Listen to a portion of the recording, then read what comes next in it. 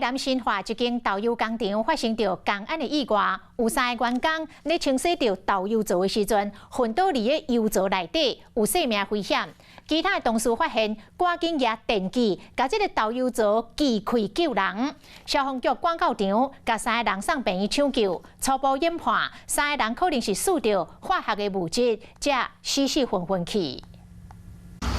黑色豆油槽方锯开一个大坑，因为传出3个员工伫内底昏去，其他员工发现，赶紧摕电锯来救人，3个人方救出来，嘛赶紧送病院抢救。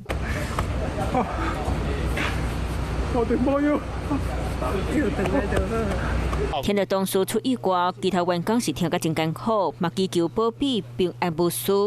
他是要清豆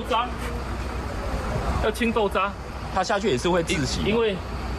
只有开上面的孔而已啊！这个意外发生伫台南新化这间豆油工厂，伫今仔日下晡要9点，传出一个员工伫洗豆油槽时昏去，有2个工人看到来救人，嘛拢昏去。在清洗除草，然后有1名员工先掉下去，另外2名员工想要救他，然后也下去要把他抬起来，结果就可能因为里面的气体或者是通风不良，造成3个都在里面昏厥。切割器先行把它造成破坏切口。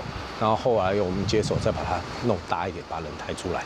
听讲这3个员工年岁拢超50岁，即马拢伫咧病院抢救。初步研判3个人敢若是去输着化学的物质昏去，不过详细原因会个进一步调查厘清。